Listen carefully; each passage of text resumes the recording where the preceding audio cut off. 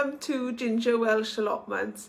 I am Bethan and today I'm after some advice as I've been bought a tea plant which is a Camilia for Mother's Day, and it's lovely, but there are some brown leaves and I've never grown Camilia before, so I don't know if it's just a natural dieback or whether I should complain to the company that they've sent me a duff plant. So I would like your advice, please, as to what I should do. I'll show you the plant now. So here is the plant. As you can see, it's got a lot of brown on its leaves, brown patches. And it seems to be all over, not just sort of one branch. It seems to be throughout. I wasn't sure if this is something that occurs or whether, like I said, I've got a duff plant. Now this bit here looks to me like new growth and I can't see any brown on that bit. And if I move around here, again, this bit here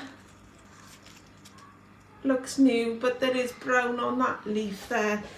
So can anybody advise me on whether I should send it back or just cut off the leaves with brown bits and pot it into ericaceous compost? I have had it in water since I got it, but I haven't potted it on yet in case I'm going to send it back, and I'm not sure what to do.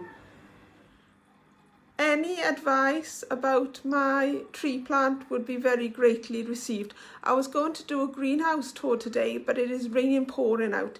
So instead, I'll just show you a couple of things I've got on the go at the moment in the house. On my windowsill, I've got quite a bit of celeriac. Didn't really plan to grow this much celeriac.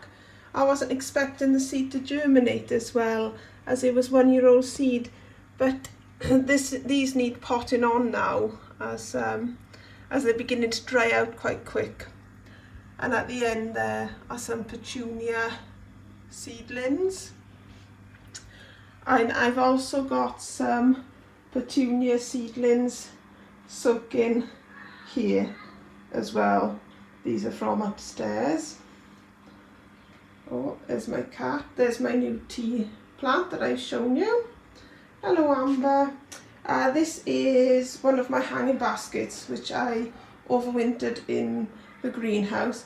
I do just need to cut off all the dead leaves and give it a sort of overhaul really, and I'm also hoping to take a couple of cuttings from that as well.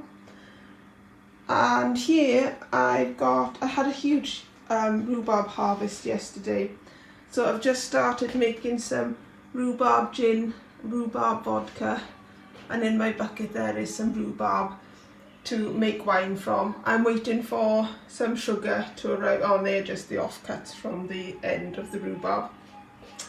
And the rest of the rhubarb is going to go to make rhubarb pear and ginger jam, which is delicious. So I'm going to show you the other windowsills now. On this windowsill we have some spinach, Swiss chard and pak choi, which is in desperate need of potting on. This is a load of lettuce, different kinds of lettuce. I've got my sunflowers at the back, all of them germinated, and I've just got parsley, basil and chives there. Over here I've got my indoor red peppers, which are doing well, and towards the end I've got my 3 aubergine plants and they're growing well. My 3 orange pepper plants and my outdoor red peppers. Just looking out of my windowsill, there's a load of pallets that I've been breaking up to put back together to make raised beds out of, or the sides of raised beds anyway.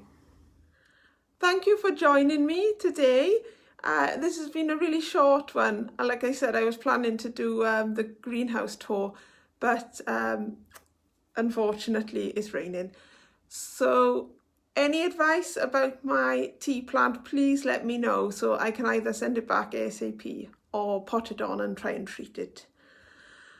All I can say about that is lovely job.